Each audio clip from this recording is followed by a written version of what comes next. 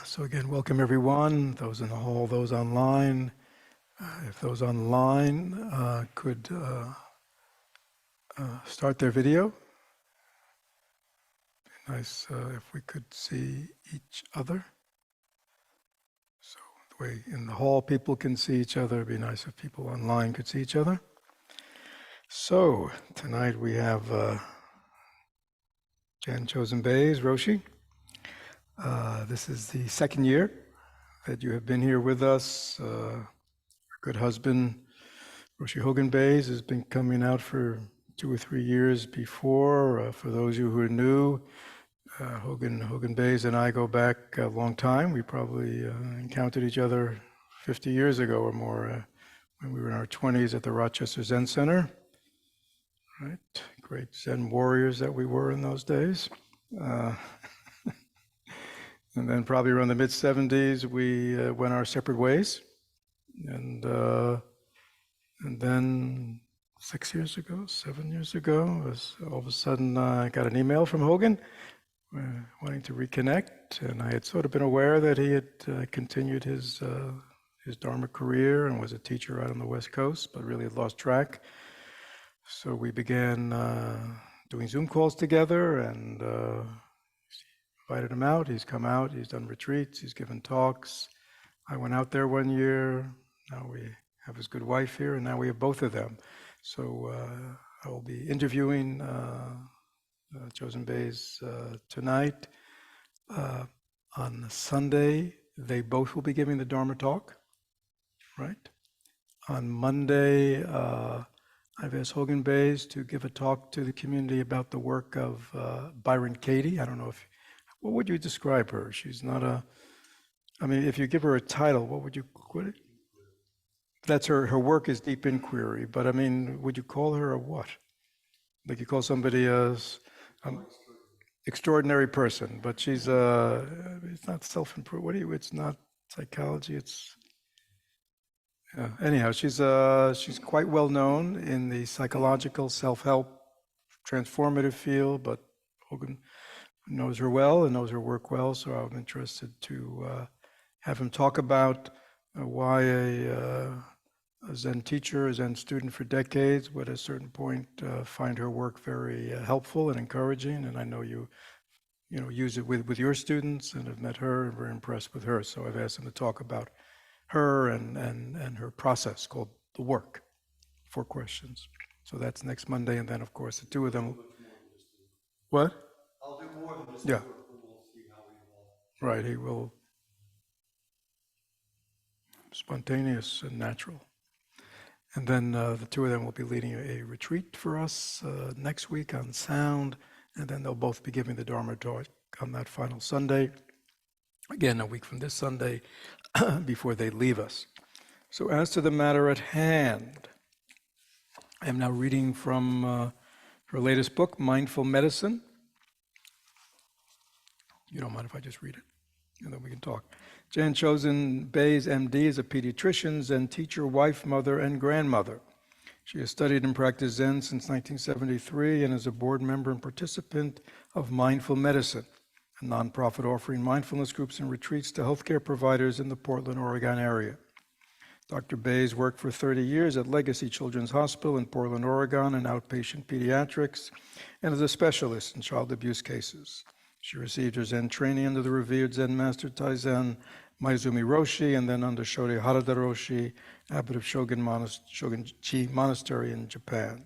She is co-abbot of the Great Vow Monastery in Clatskanie, Oregon, and helped found Heart of Wisdom Zen Temple in Portland, Oregon. She's published articles in Tricycle and Buddha Dharma, and she is the author of the books Chizo Bodhisattva, How to Train a Wild Elephant, Mindfulness on the Go, The Vow-Powered Life, Mindful Eating, and Mindful Eating on the Go. And it says in her spare time, she likes to bake bread, grow flowers, and play in a marimba band. So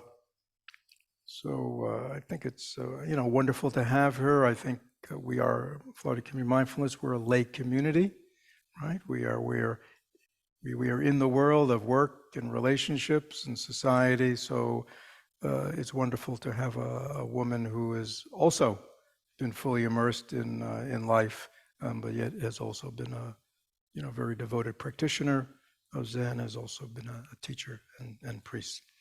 So I'm going to interview her, and then maybe at the end we'll have time for some Q&A. So obviously you had a life prior to Zen. You weren't born into a Zen Buddhist family, a priest. So can you share just a little bit about your upbringing, the family you grew up in? Just give people a little sense of Sure. your roots. So I'm the oldest of three daughters, and I was born in Chicago, Illinois, at the county hospital, Chicago Lying In. My father was a student at University of Chicago. My parents were conscientious objectors during World War II, which was not a popular position. And my father got a deferment from a physician for an imaginary heart murmur, which he didn't have. But they wanted to avoid the embarrassment in Missouri, where they came from, of having somebody who was a CO. I was born on the day that Nagasaki was bombed, which was a distressing day for my parents in terms of thousands, tens of thousands of people dying in Hiroshima 3 days before, and then on the day that I was born. But I think that because hundreds of thousands of people were vaporized in those 3 days, that may explain why I'm sitting up here in Japanese robes, because their essence was circulating around the world, and I breathed it in my first breath. So I don't know, but that's what I wonder. My family was very, very loving, very kind. My father taught library science, so we had books all over the house, a lot of them overdue. And my mother had to make a rule: no reading at the dinner table, we will talk to each other. Because we were all readers. Many anecdotes about my father reading as he went through a red light and so on while driving. I went to a Quaker college. And before that, we lived in Korea for 3 years. My dad went over to teach, to set up a library school at a university after the Korean War. Korea was very, very poor. And they had, at the big university, they had no classification system for their books. And so he helped set up a library school as part of a United States overseas mission. And that was a wonderful time for us to live in a foreign country and learn some of a foreign language and customs. And then we saw a lot of Buddhist temples. So I think that had an influence too. We saw the repository of the full canon carved on wooden blocks, which has been preserved for hundreds and hundreds of years. A seminal moment, I think, was we were on a library school vacation, and a group decided to climb up a mountain in rural Korea, and then over the top of the mountain. So we started out at dark, before dawn, and then you go over to the other side. And then at dawn, you're looking at a stone cave with the image of a Buddha, like this, but a stone cave. And at dawn, the light of the sun touches the Buddha's face, and then there's chanting by the priest. So that was very beautiful, and I think may have touched something in me. I went to a Quaker college, went to a Unitarian church. Church I was raised in was liberal Protestant. My mother believed that God was the force of love, for example. So I went to a Quaker college, attended a Quaker meeting, which is, if you've ever attended a Quaker meeting, there are different forms, but in the form they had in Pennsylvania, it was silent meeting. And only if the Spirit moved you would you stand up and say something, moved by the Spirit. So that was my first experience, I think, sitting for a long period in silence, and I really loved it.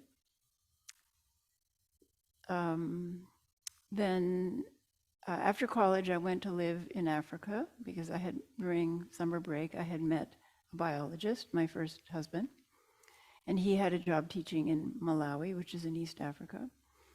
So I flew over when I graduated, I flew over to Malawi, and we had a wedding there.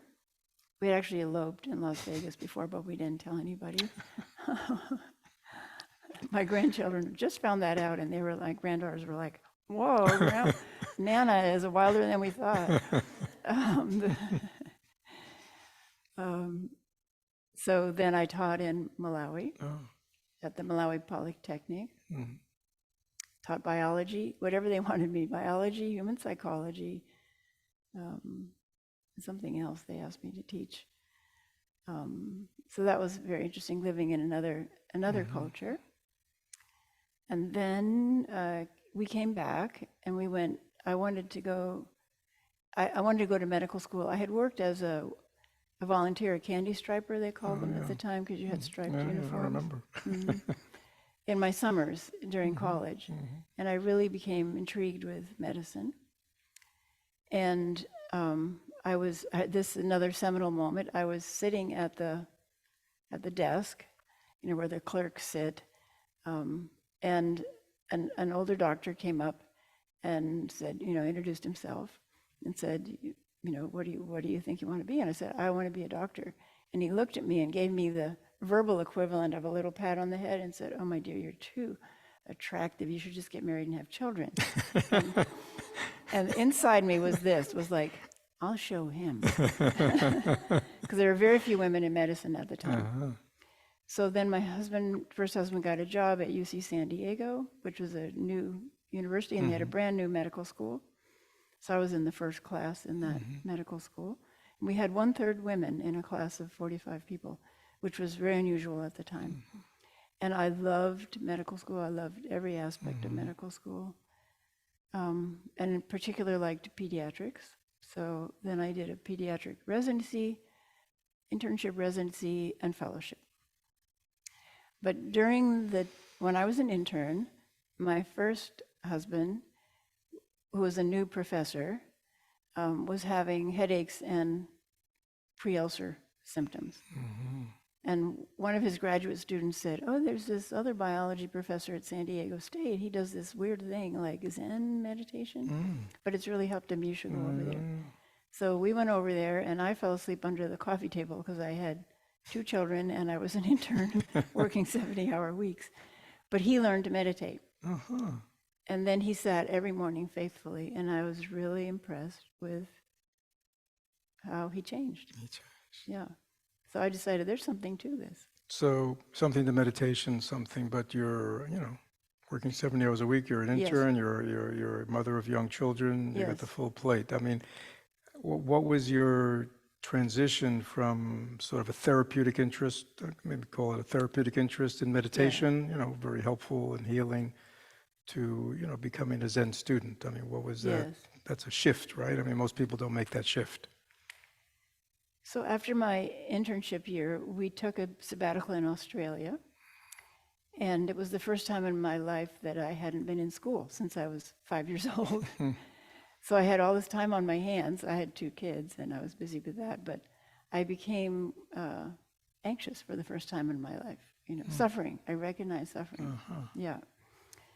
And there were only a few books at the time, as you know. There was 3 Pillars of Zen, by your teacher, and Zen Mind, Beginner's Mind, and that was it. Yeah, I remember. So we had well-thumbed copies of those 2 books, and I read them, and then I began to meditate when the baby was taking a nap, and I was like a duck to water. I was just like, oh, I know this place, because in my childhood I used to go into the forest alone. And I would try to withdraw my personality as a human so the animals would come out. So it just was familiar to me. And I thought, okay, now I know what I want to do. So after I finished my fellowship, we decided to go study with one of the few Zen teachers who was around in the US at the time, which was Maizumi Roshi. Right. In LA. In LA. So first we commuted back and forth, and we had a sitting group. Joko Beck, if you've heard of her. Yeah, she formed a sitting group because she had gone to a debate between a Zen master and a Christian minister. And she was so impressed with the aplomb of the Zen master, kind of unperturbable, and whatever was fired at him. She thought, oh, there's more to this I want to learn. Yeah. So how would you remember that transition from, again, sort of a a therapeutic Yeah. kind of interest in the benefits of meditation to where it's really sound like beginning to have a deeper and Sure. kind of more spiritual or whatever path. Yeah. I mean, that's that's again a transition. Something begins to change. Yes. Well, I remember that moment too. So I'd been away for a year on sabbatical, and I came back to the hospital and walked in, and I remember the elevator was right over there, and I realized this industry depends on people being sick, and people are sick because of their minds. They're It different. just kind of flashed in your like Yes, get just that, like, it's like an whoa. insight. Yeah. But I continued doing medicine for a number of years. We had a clinic at ZCLA at the Zen Center with a lot of interesting clients, Hollywood plus refugees. But that was a kind of a moment of flashing of, wait a minute, I would like to work with people who understand that their suffering comes from their mind. Because people can have pain and not suffer. And people can have something minor and suffer. Suffer greatly. Yeah. So it was around suffering and how the mind creates suffering and Yes. wanting to I find want- some way more than medicine to kind of get at the Yeah. root of it. I want permission to work with the real source of the problem. So even though you're earning your living as a physician, it sounds like your real interest or passion became Zen. Is that Yes. correct? So you get more involved with the Zen Center, with a teacher, Yes. with the We community. lived there. We ended up moving You ended up up there moving and to living the there. center Yeah. Lived with there. your husband and your kids. Yep. What was that like in those Interesting. crazy days? Yes, it was really Those crazy early days of Zen. So it was like the Zen Center was like a mixture between a Zen monastery from Japan and a hippie commune. So this was now in the 70s. Which, yeah. 70, yeah. I remember. Yeah. And then we had, our clinic, we served a lot of people who were living in religious communities as we were. So Vedanta people, Sikhs, Hare Krishnas, and Scientologists, and so on. So that was eye-opening. And then gradually, after living there for a number of years, I got permission to teach.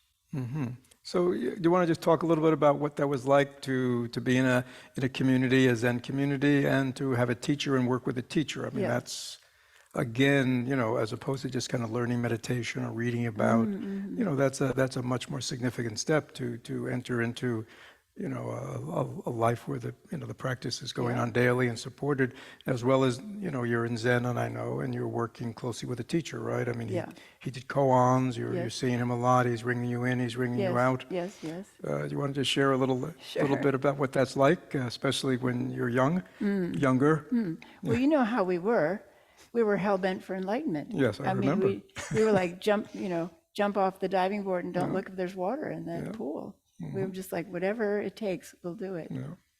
And so we just sat, session after session. And because we had children and other people, So just for those who know, we had no frame of reference, you No. see. We had no frame of reference, and we had read some books, and enlightenment was it. Yep. And we heard that Zen was the way to do it, and Zen Yep. sitting was the way, and we just, again, we had no reference, and we were young. Yes. A bad combination. So,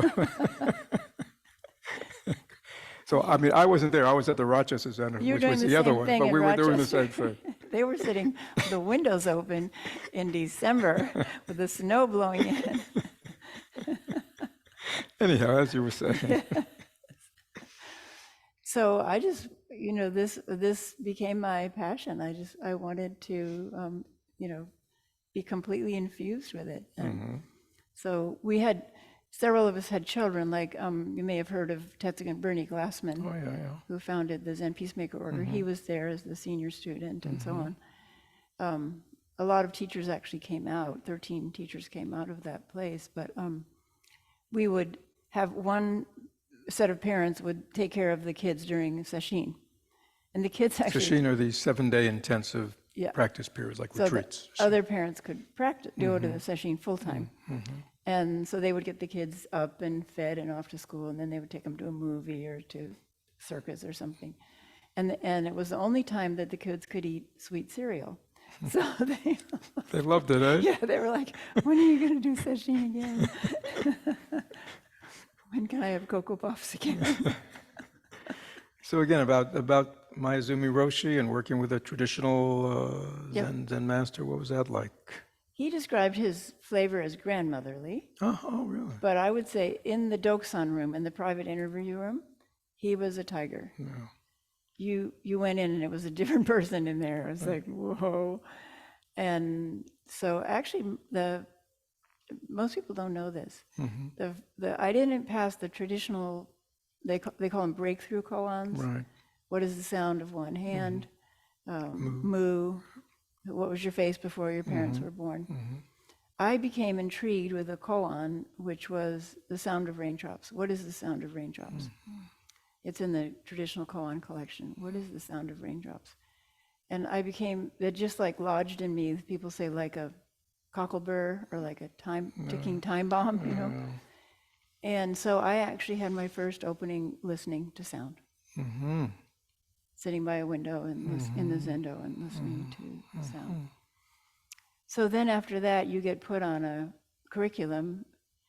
So the curriculum is checking questions. There are about 200 traditionally. Like, what color is moo if you passed on moo?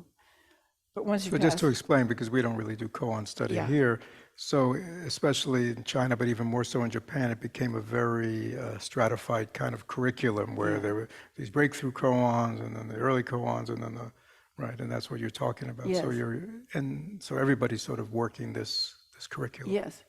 So once you had any kind of real breakthrough into the other aspect of reality besides this reality, what's hidden behind this reality, let's say, but is always manifesting this reality, and is timeless and boundless and so on. Once you've had at least a decent glimpse of that, then to keep that door from closing, they assign these koans, series of koans, and the checking questions. The koans also clean out the hidden corners where you really, and your awareness, your opening hasn't reached.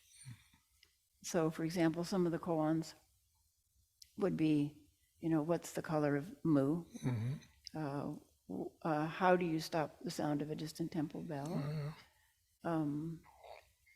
They would, so a lot of the koans were designed for male monks, but you need to change the gender because the gender is at issue in the koan. So that, for you, I would say that girl over there, is she the older or younger sister?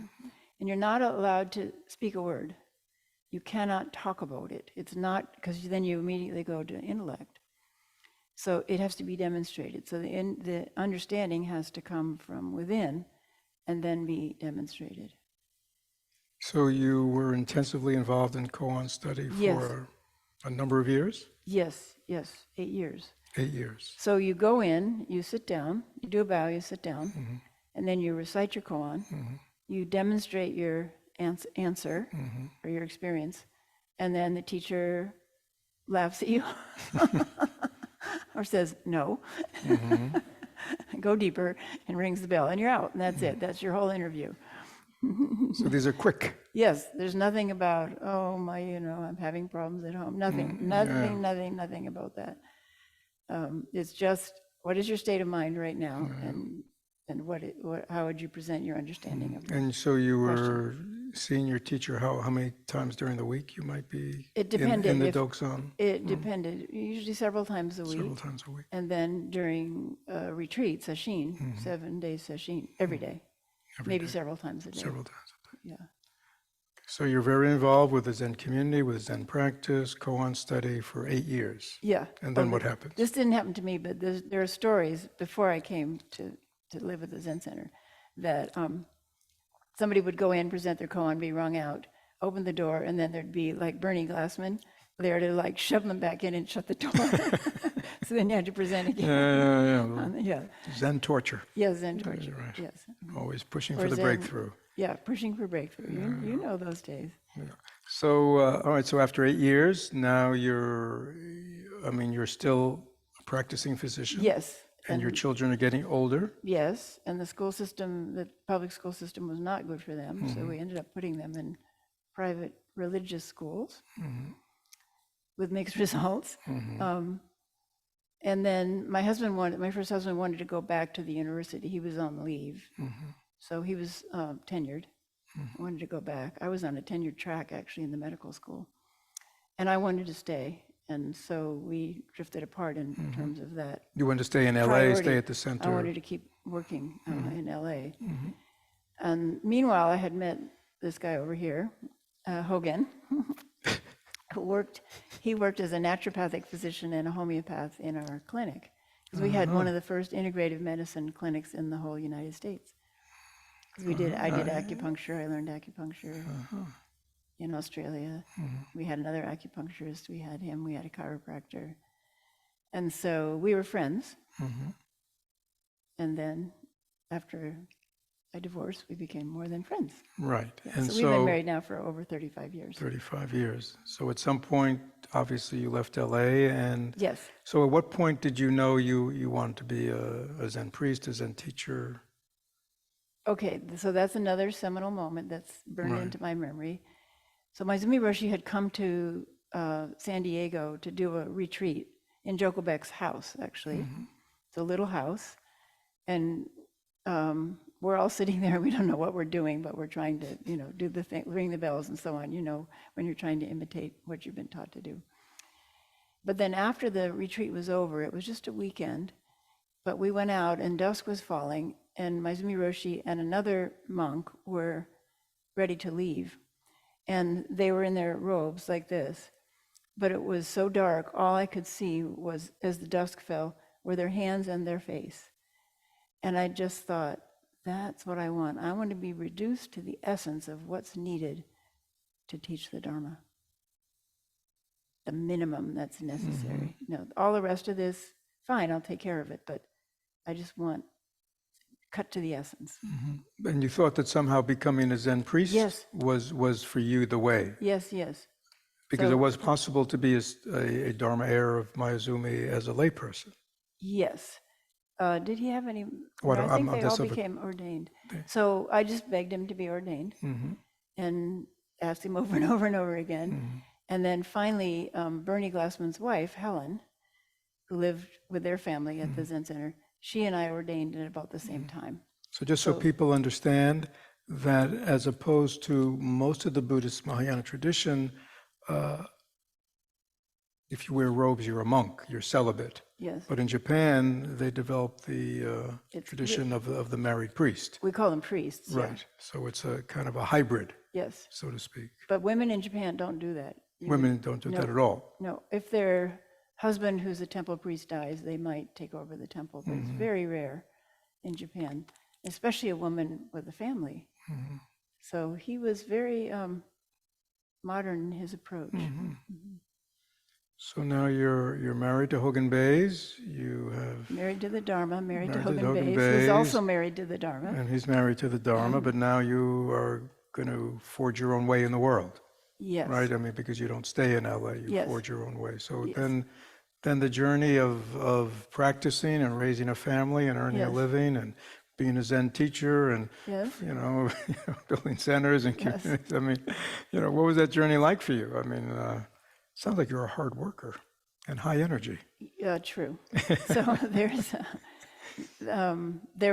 at that time, there were scandals at several Zen centers Yeah. and a So lot of now we're in the sort of the 80s. disruption. Yeah, yeah. 80s, 87, 80. So we decided to leave because Hogan had a license as a naturopathic physician. He'd gone to school in Oregon, and so he could practice in Oregon. So, and my sister lives in Oregon, has for many years, and works at the university. So we decided to move to Oregon. Yeah, pack it all up and go up Pack there. it and go. And then I found a job at one of the hospitals in Portland. And Hogan actually then ended up getting a master's in psychology, and he specialized in the treatment of sex offenders, which was a very new field, and domestic violence perpetrators. And then on my side, I started working with child abuse victims. So we kind of balanced each other in terms of not going overboard with our opinions. And just, I mean, I know you can answer this, but just for other people. So who somehow wonder about how does one integrate one's Buddhist practice into daily life. Yes. And many people sort of see family relationships, work as sort of obstacles or challenges to practice. I mean, what was your? Well, that is practice. Yeah, I want to hear you say it. it is practice. Well, but I couldn't have done, especially the child abuse work, which is, you see the worst, Yeah, the worst. I'd go to autopsies of kids that had been murdered and had to testify in court a lot, which is a very unpleasant experience. And I could not have done it if I didn't have the practice. Can you say a little how it allowed you to deal with such suffering and tragedy and difficulty and challenges? Sure. How did we say the practice really? Well- I mean, people do it, so you can do it with to make it tolerable as a job. But you're saying more than that. Yes. Yeah. Well, in the mindful medicine book and in my other books, there are a lot of the practices that I did that are, they have to be woven into the day if you're very busy. So they have to be things that you can do at the time, like washing dishes. Joko used to teach, feel the soap, feel your hands, feel the temperature. And so that was an inspiration to just keep developing these practices. Mindful walking, you can do anywhere you're walking, anytime. And I would do it when I got out of the car, going up the steps to the office and back down again, and in the elevator, it's another place. And, you have 100 ways that you can practice during the day. Right. Build it into your life. Yes, Find those absolutely, little moments build of it into your mindfulness. life. Thich Nhat Hanh calls them. And touch into quiet mind and the depth of peace that gives you access to. And then I developed some practices at the end of the day for clearing out the day. So that you don't drag in my case, the terrible suffering I've seen the day before into the next day, or into my family, or. And being present to such suffering and to such such suffering, as you see in the field of child abuse, and obviously you see them in the most extreme. How did you just deal with the suffering of that? Well,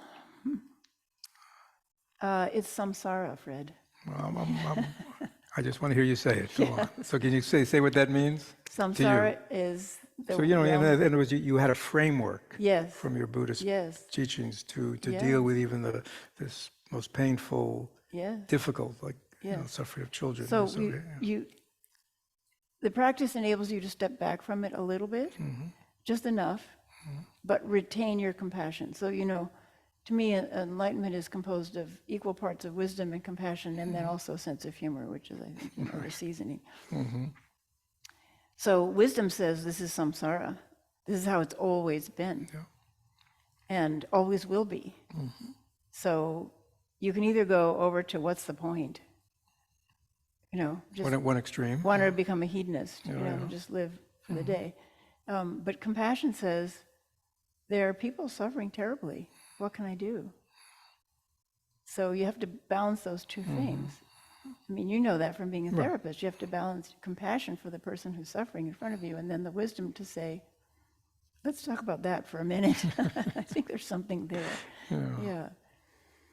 So you were able to deal with it and transform it, and it didn't overwhelm you. It didn't dishearten you. Eventually, after 10 years doing child abuse exclusively, my father died, who was a wonderful person, and then Maezumi Roshi died suddenly. So we were in Oregon at the time.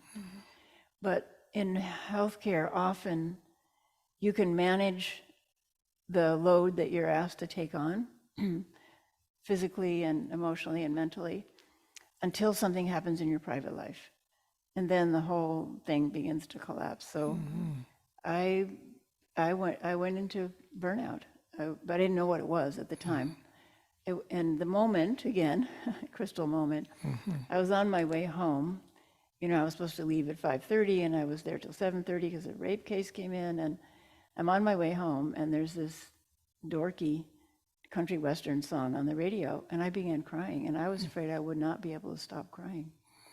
And I realized something is wrong here. And I had lost my appetite. I was coming in like 5 or 10 minutes late. I was irritated with my best friends in the work, my supervisor and my coworkers. And I realized something is really wrong. This is not how I usually am. I'm usually kind of a Pollyanna person. So I started reading about it, and then I read about burnout and the symptoms of burnout, and I realized that's what I've got. And so I realized, so this is the appropriate dose, like motto. So the more you suffer, the more practice you need. So I pulled back. I was the director of the child abuse program. I gave that to somebody else, and I pulled back and started working half-time so I could practice more, because that was the medicine that I needed. So what had happened is, when your heart is open and you're taking care of suffering people, you can kind of clear out the suffering, but not completely. And gradually your heart fills up, and then it just, in that moment, it overflowed when I heard that song.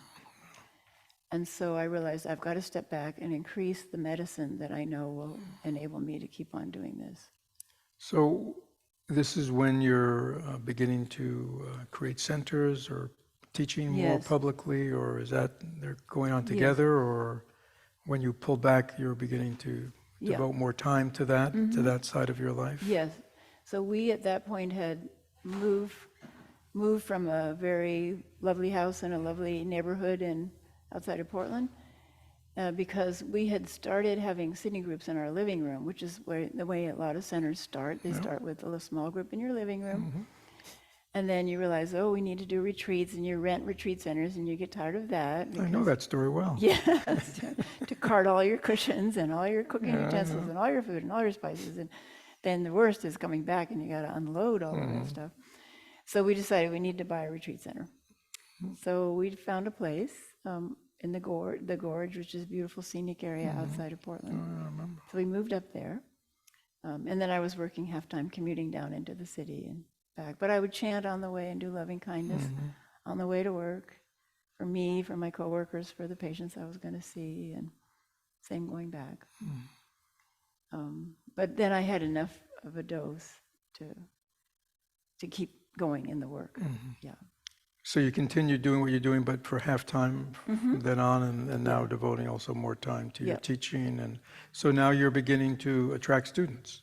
Yes. And so then we developed a Sangha, the Zen Community of Oregon. And then the county shut us down because they declared a scenic area on both sides of the Columbia Gorge, beautiful area.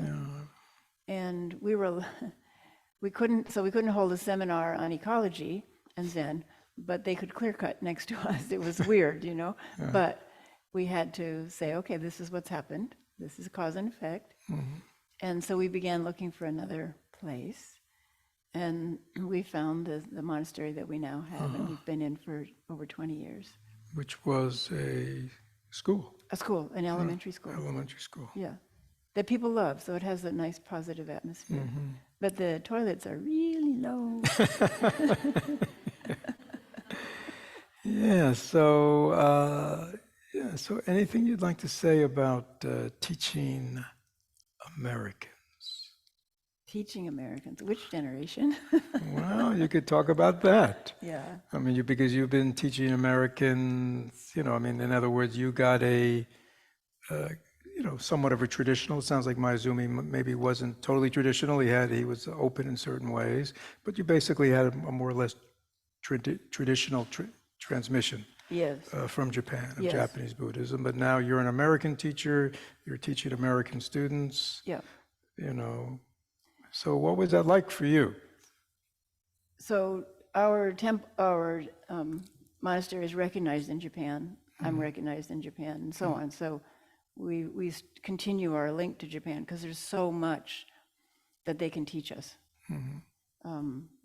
So I go to meetings of people who were trained in Japan or trained with a Japanese teacher and so on. So that link is maintained.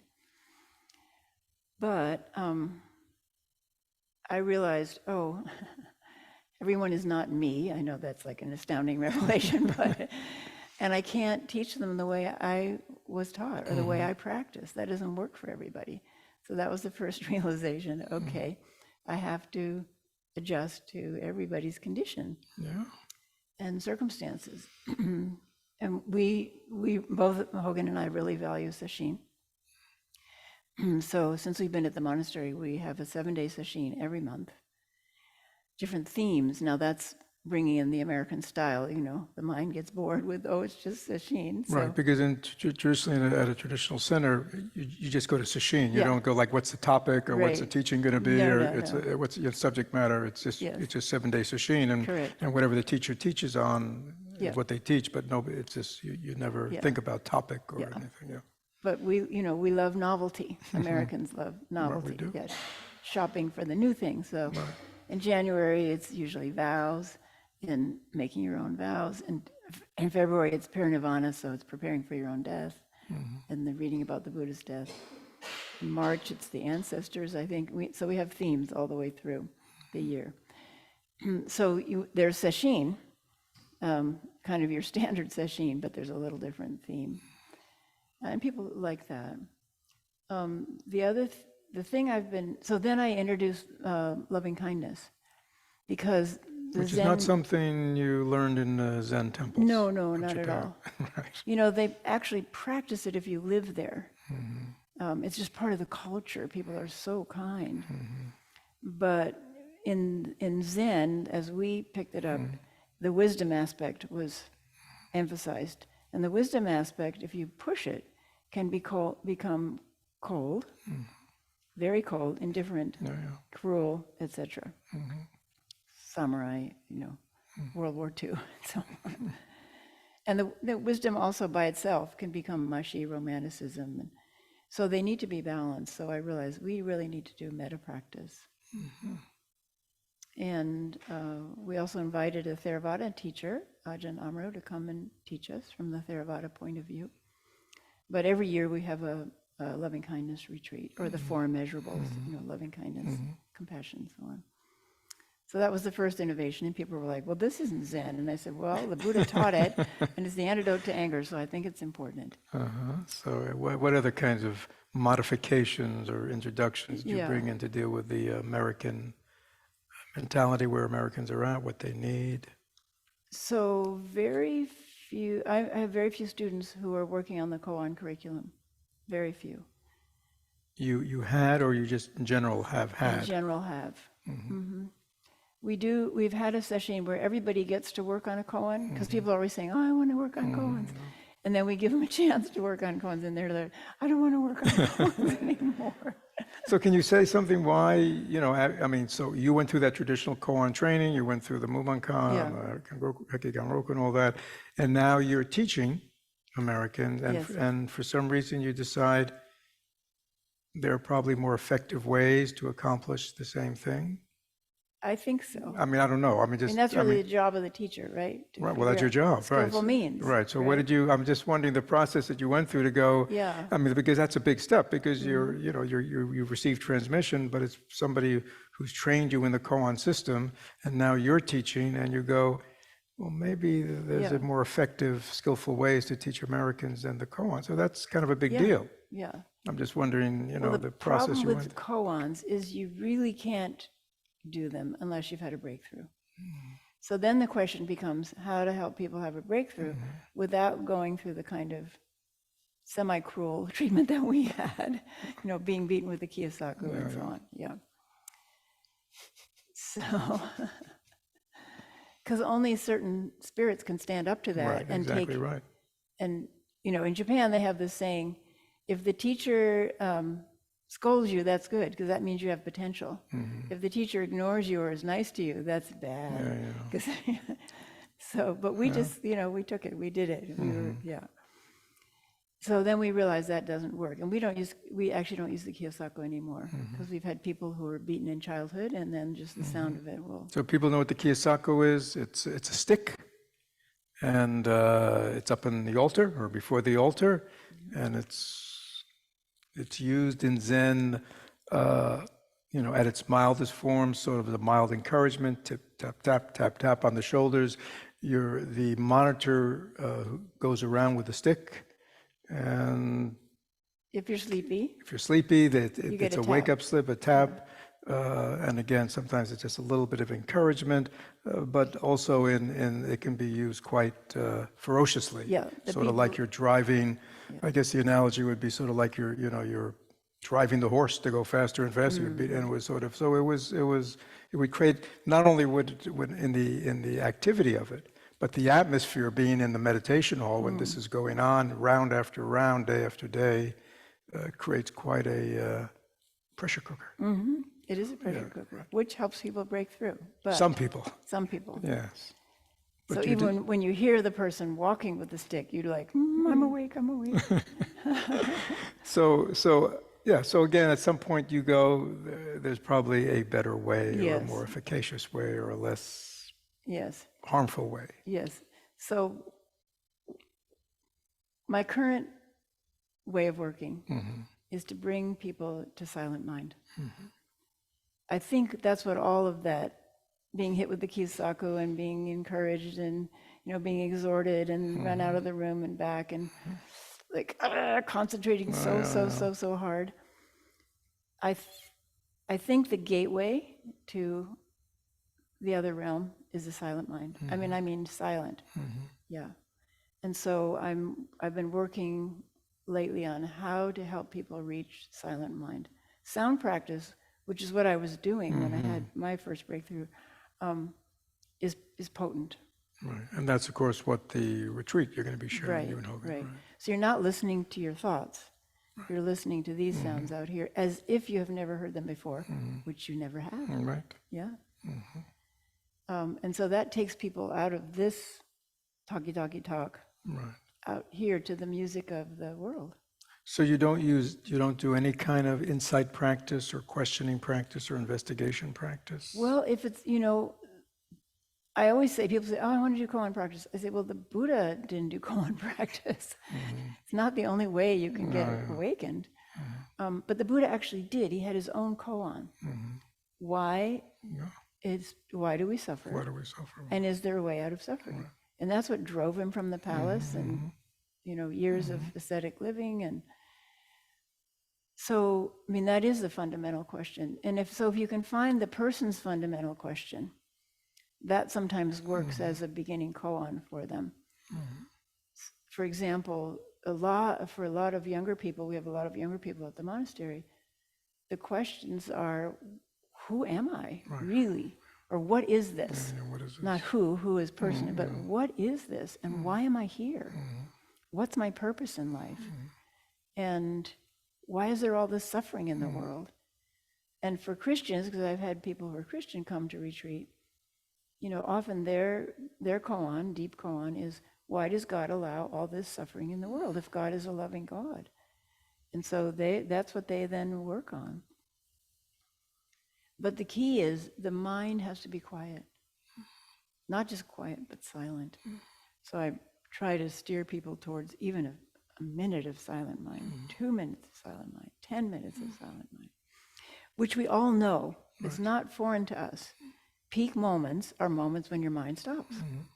And we call them peak moments because we move from thinking to awareness. So it's that gateway to awareness that I'm trying to help people find.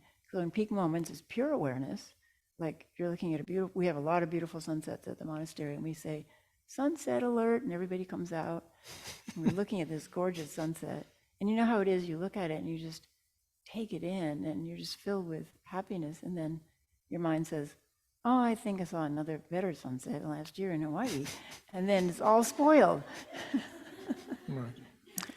What are I know that you do retreats, Hogan will talk about Byron Katie, but I know you do retreats in your monastery on the inner critic, so there's another whole component that is probably particularly American that you might not have offered right away, but I guess I'm also interested, having worked with Americans for 20, 30 years, how have you adjusted beside, this, the big shift away from koans,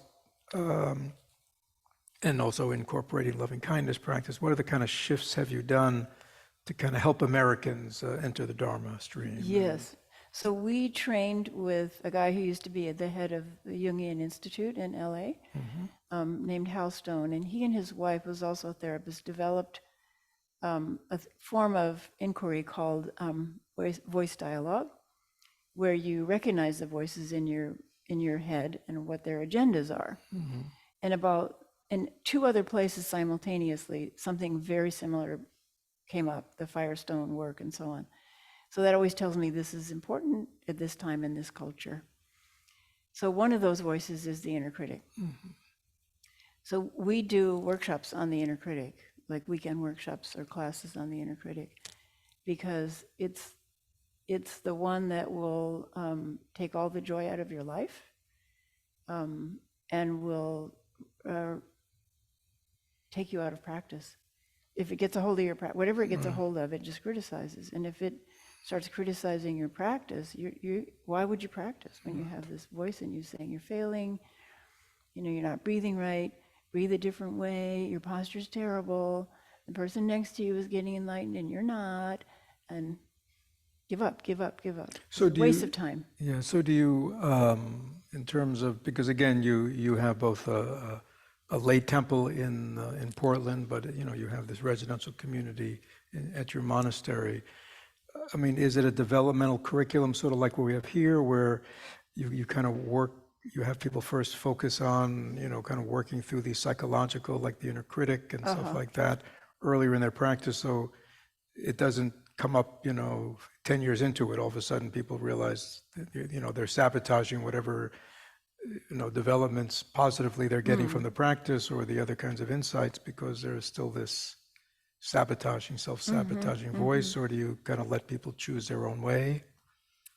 So we have one or two, in addition to a week-long retreat, silent retreat, we have one or two workshops every month. And we do the inner critic maybe 3 times a year. So we were very inspired by your curriculum, but we just have not been able to organize ourselves. We're pretty disorganized in that respect. But we would recommend that people begin with just learning to sit at the temple or the monastery on Sundays, Sunday program, talk, and so on. And then a beginner's mind retreat, which starts on Friday night and ends on Sunday afternoon. And then inner critic, especially if we detect talking to them that their inner critic is really big. Loving kindness, we have a weekend on loving kindness. So by then, if people have come to all 3 of those, we kind of know what's going on with them and where we need to do some work. So do you usually kind of have these kind of foundational experiences that you just talked about, sort of under their belt before you begin to introduce them more into like silent illumination, or so, you know what I'm saying? Yes. Or you begin just maybe with breath practice, or just... Yeah, most people begin with breath practice. We introduce, if we're teaching beginning meditation, we teach breath practice and usually sound practice, just real quick, so that they know kind of the terminology. And So let's just, I want to, because I know there's a seminar you're involved in at 8:45, so we have to end, but just in the last few minutes, I read your books. I mean, I haven't read all your books, but I mean, you have wide range of interest. I mean, I know when I was at your monastery, it's very struck, out in the woods behind the monastery, there are these paths, and through the paths are all these self-created shrines from women who, have lost children, abortion, early, termination of pregnancies, stillbirth, right? Quite meaningful. I know that's been a special interest of yours to help women heal from these experiences. Mindful eating is a big thing of yours. You focus very much on vows, and a vow-centered life. I mean, there must be reasons. I mean, I would imagine you didn't come in with these agendas. There must be something, just being alive and practicing and teaching, that all of a sudden you said, this is an area that we need to kind of focus on. yeah. You want to just share a little bit about? Well, that's where the teacher learns more than the student often. And so you learn from your students, oh, this is an area that we need to kind of cut off and work on deliberately, like the inner critic. It's too hard to work on it in the midst of a retreat where you only have a few minutes to talk to people. The book on Jizo, which was the first book, came because Maizumi Roshi brought to our clinic at Zen Center in Los Angeles a Jizo image. So Jizo is one of the bodhisattvas, like we have bodhisattvas, Kshitigarbha. Maybe you just, so Jizo is the Japanese of Kshitigarbha. Yes. So Jizo is the earth protector, called Earth Womb Bodhisattva, Earth Treasury Bodhisattva. And so is protector of everything that comes from the earth, which is everything. But in particular is the guardian of people who need extra help on the way, in the path of life or the spiritual path or journeys. So this particular guardian of women and children who needed extra guardianship, because if you became a widow in India or China or Japan, you were in trouble because you were really like cast out, and it was not a good situation. And also the guardian of fire people, firemen, fire persons, because Jizo was said to be able to go into the hell realms and rescue people and help them up to the next level of awakening, of an awakened life. So Maizumi Roshi brought this statue of Jizo to our clinic because we were caring for a lot of children. And then there was also another statue about this high in the garden at the Zen Center. And I was just attracted to it and would bathe the statue, which you do in Japan, and began to read about Jizo and learned about some of the rituals. And there's a whole long story behind this, but in Japan, they developed a Jizo ceremony for women who'd had abortions, because after World War II, there was no birth control except abortions. It became part of medical field. And a lot of women had 6 or 8 abortions after World War II. And there was no spiritual support for them until there was a Jizo ceremony developed for women or families now who had lost children. So I developed that ceremony.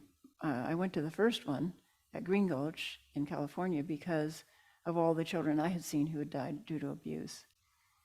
And then I realized this is so powerful, it really needs to be shared. So we started doing it several times a year. It's very powerful, very, very potent for people. Because often, especially if a child dies early, before birth or just after birth, there's no place where people can go. And people need a place and a ceremony to acknowledge that this child's life. Mm-hmm. And then the people who suffer the worst, frankly, are people who've lost an adult child. Maybe usually to suicide now or drug overdose. Yeah. And so, they really need a place to go and be recognized and grieved. And people then can come back to the Jizo Garden anytime they want, which is important too. So a couple of our members have been, in touch with you and learned, and we're going to do something like that in the spring. Yeah. So, mindful eating. How'd you get into that one? Well, I started, I guess, because in pediatrics, I started seeing children who were normal weight, who were claiming they were fat. And my mom says I need to go on a diet, which is like absurd if you're 10 years old and you're 50th percentile on the weight. But then I started seeing obese children too because of the fast food situation. And then I realized how much, with people coming to me, I realized how much suffering there was around eating. Around eating is something we have to do to stay alive. And there was so much suffering around it, I couldn't believe it. So then I started doing research, and I wrote the book on mindful eating and developed all these, did workshops on mindful eating and developed all these practices around mindful eating. And just before we take questions, the centrality of a vow-centered life. I mean, what does that mean to you as opposed to just, why did you pull out that piece and say this is so central? So a couple of years after Maizumi Roshi died, I showed a video. He didn't want to be documented in video, but there's one clip of video about him, and it's somebody asking about Buddhism. And at the end, they ask, so Christians believe you go to heaven or hell after you die. What do Buddhists believe? And that continues. Does anything continue like your spirit? And he paused for a moment, and he said, no, rather we believe in the vow, that the vow continues. And I had heard him talk about vow when I was studying with him, but I didn't really realize it until the moment I saw him on video, and I realized, oh yes, this whole room full of, quote, my students and me, we're his vow. And there are all people all around the world that are his vow manifest. Yeah. And so it just really struck me, and I thought, whoa, I got to read about this and practice this and help people with this. So in 2 minutes, what does that mean to you, a vow-centered life? It means that you have found a purpose for your life, and now you have a channel for your life energy, for your learning. And that's not, the vow is malleable. It's not like, it's big. So it's not the means. The means you choose according to your particular skills and talents and circumstances. But the vow is the energy that you can gather together and through a vow and channel into whatever means. You could be a garbage collector. If they, that's a lot of suffering if they don't come for 2 months. So they're relieving our suffering. So it doesn't matter the means. That's determined by who you karmically are. And it can change. So I changed from doctor as my means to help relieve human suffering to Dharma teacher. Good. So should we stop here for a few minutes? Sure. And just see, so this is an opportunity, people in the hall, people online, people in the hall, we have a microphone, so if you have a question for the Roshi, please, anything, please feel free to ask. People online, please raise at the bottom of the screen, there's a raise hand. Just push that'll raise a hand, and Angie will call upon you. So, Roshi has shared a wide range about her life, her practice in many ways. Any questions? We have a rare opportunity to ask her whatever we want. Don't be shy. Yes, in the back. Just wait, because we have many people online, so they can't hear you. They need you.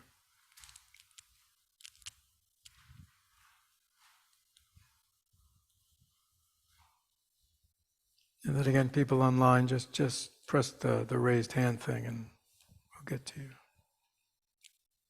Okay.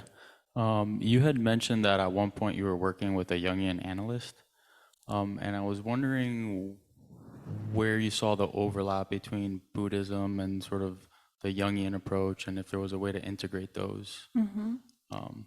Yeah, thank you for the question. So both Hogan and I were training with Maezumi Roshi at the Zen Center in Los Angeles, but he got interested, I don't know exactly how, in this voice dialogue. He meaning Maezumi did? No, Hogan did. So he got interested in voice dialogue, and then eventually took me to train with this person, Hal Stone, in voice dialogue. And so we did that for several years because I thought this is really good adjunct, because you're looking at the voices inside of yourself, which you might even not even know are there until they get an opportunity to talk. And there are other techniques like family systems therapy and so on that use this kind of technique. But we thought this was particularly powerful because you don't argue with any of the voices. You don't get them to talk to each other. You just allow them to talk. Hal said it's like, if they can't talk, they'll go underground. If they can't be heard, they'll go underground and they're going to cause you trouble. And so we just thought this is really potent, and it worked for us, and it's work for a number of our students who work with voice dialogue. And what I discovered, this is really interesting.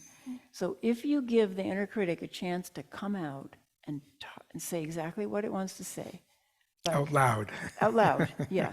So the inner critic, about me, might say, so he says, the therapist says, what does the inner critic say about your hair? Her hair, look at her hair. It's darker over here and lighter over there, and it's so short, and then this has these sideburns, and then it grows down her neck, and her hair's a mess. She should wear a wig. But wigs are ugly too. No, she shouldn't wear a wig. There's no pleasing the inner critic. And then you just go down, what aspect of her life do you want to criticize? Exercise. She doesn't get enough exercise. I don't know what's wrong with her. She's 77, and that's the time you need to stay flexible. She's not. And so, Okay, well said. So then what happens? in any domain you find, you have it criticized for a while, and really like vehemently, like my inner critic just hates that I'm aging. Stop aging. It's just like, stop aging. I can't stand this. You're getting older. You're getting ripped. Stop it. So you just let it say what it wants to say.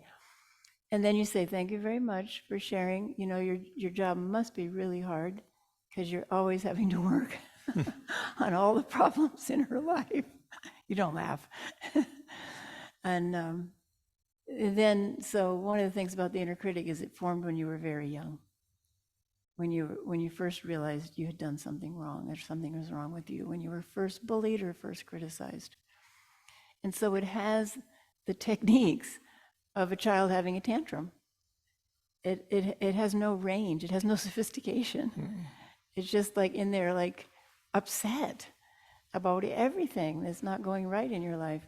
So once you realize that, you have some loving kindness for the inner critic. Anyway, that's how we work with it. But if you let the inner critic out and let it have its say for like 5 minutes, and then thank it, and then you say, I'd like to talk to an opposing voice, a different voice, a voice that really feels that everything is all right. You get big mind. Yeah. It's unbelievable. If you clear the inner critic out of the way, underneath it is this, and you can feel it in the room, this huge energy opens up. And it's like, whoa. And then it just says, he's fine. She's fine. Everything's fine. Yeah, and she's got, her work and child abuse. That's nice that she's doing that. And it doesn't judge or value at all or anything at all. It's amazing.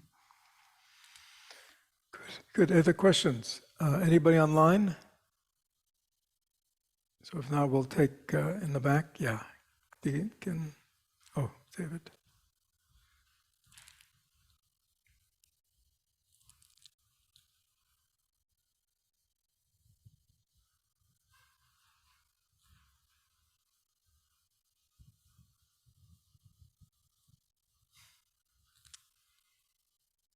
So I'm part of a group of parents who've lost children.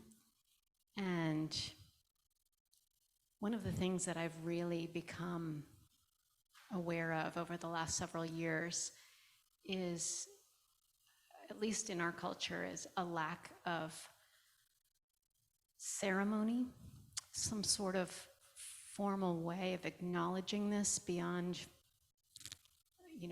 a remembrance event and a funeral, but some way of acknowledging birthdays and anniversaries and special things that you want to remember about your child in a formal way. And so everyone's kind of floating around trying to figure out how do they get through this. Yeah. So I'd love to hear your any wisdom you have to share on that. That's really, really a deep and important question. And of course, it pertains to grief of all kinds, losses of all kinds, but it's particularly poignant when you lose a child of any age. And yes, you're right, ceremony is really important. When I was doing research for the book, for example, you mentioned birthdays.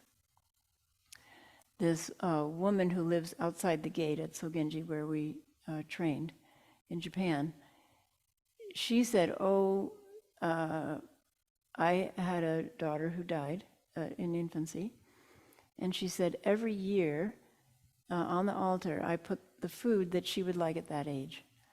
So when she was a teenager, she got McDonald's hamburgers and shake and French fries and put them on the altar. So that kind of acknowledgement is really, really important. That people say, a year of grief is enough, a year of mourning is enough. Nobody can tell you that. There's a unique, hole in your heart that is shaped like that person, let's say, even if they died before they were born. There's a unique hole in your heart, and nobody else will ever fill that. Nothing else can fill that. But it gradually fills in, especially if you keep honoring that with love. And if the child was old enough, some memories. Yeah, that honoring is really important. That's what I realized when I went to my first ceremony. I was just struck by how important that was. I love the idea of the garden, the Yeah. memory garden, Yeah. that people can go and connect through the sculptures and Yes. the beauty of the place. And when people come for the ceremony, we do it mostly in silence. So I explain the history of the Jizo ceremony and what we're going to be doing, making tokens. Like people sew little bibs or make little hats, or sometimes the dads will make like a little toy out of pipe cleaners, just something. And we do that all in silence, and people are often weeping, and that's fine. But you realize I'm not alone. I have a community, not just in this room, in that silence. Silence is so profound. We can move from our own little basket of grief, which is important and needs to be recognized, but we move into a room of people who are grieving the same thing for the same reason, and then we can move out into the whole world and realize right at this very moment, there are people all around the world grieving the loss of a child. Yes. Yeah. So we have just maybe one more. Somebody online, who was that?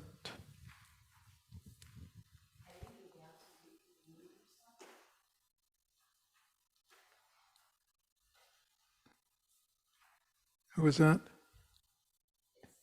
Yes, Eddie, you have a question?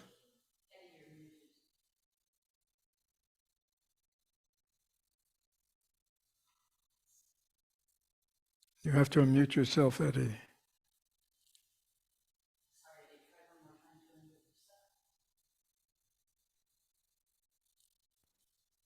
I have a Jizu as a result of reading about both you and your partner. And the question is, and you've answered it in part, how do you approach complex PTSD in practice? Whoa. Okay, I'll tell you the basics. The basics are, this is my experience with students, they're sitting there quietly. So I compare our mind to a giant cauldron of precious metal, gold. But in it are these impurities, which everybody's been wounded and bumped around in some way, some more than others as they're growing up. So as you sit zazen, this cauldron heats up and the metal begins to melt. And these impurities rise to the surface and bubble up. So what do I mean by impurities? Somebody will be sitting and saying, oh, they come in a panic. I just had this vision of being in the kitchen at home. I could see the pattern on the linoleum and my angry father's coming in the door.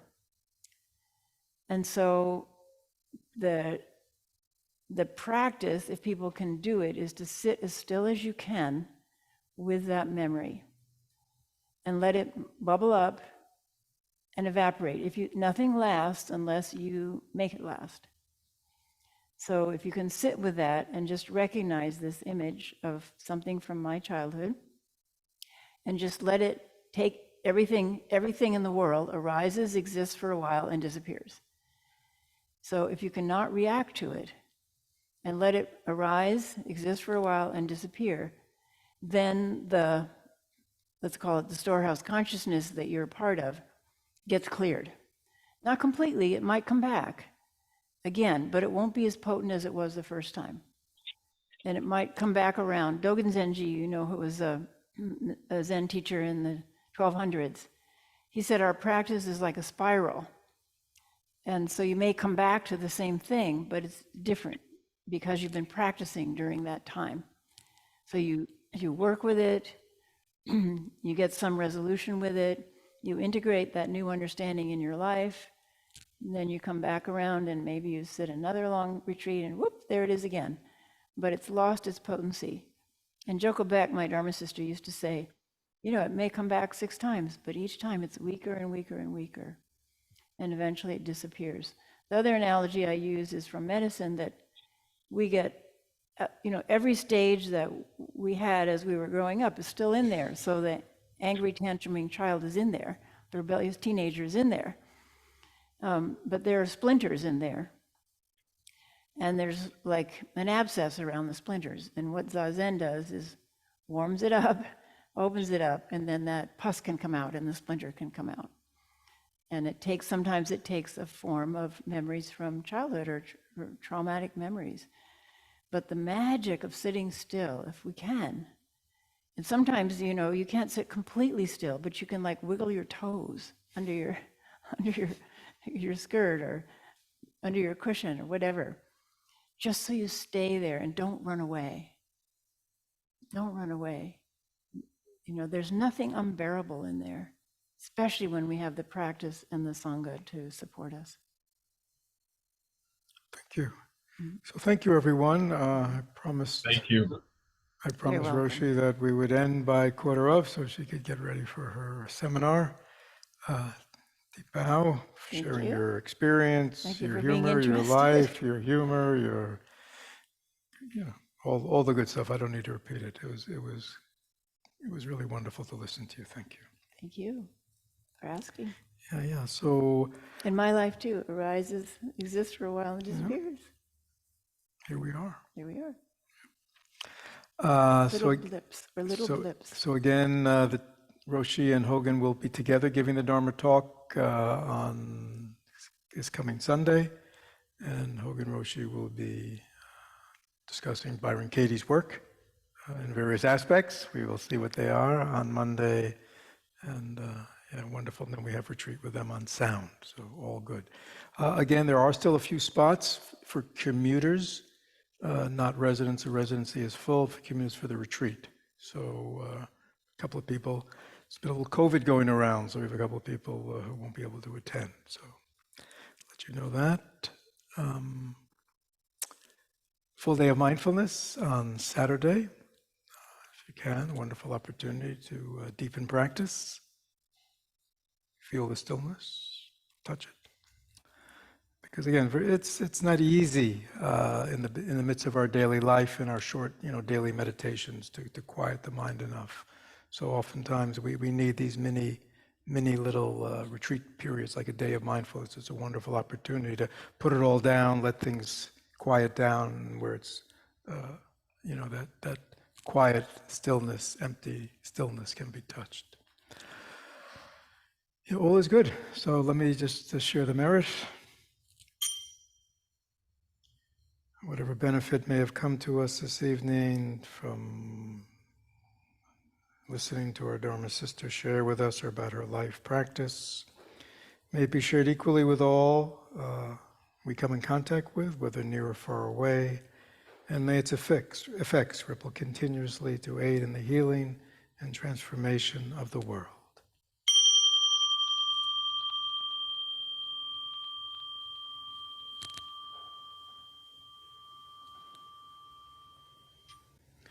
So thank you, Roshis, for being with us. They'll be out of pocket for a few days. They are going to be tourists, and they're going to be swimming with the manatees in Crystal River. So we can do a few things like that with them. Thank you, everyone. Have a good rest of your evening.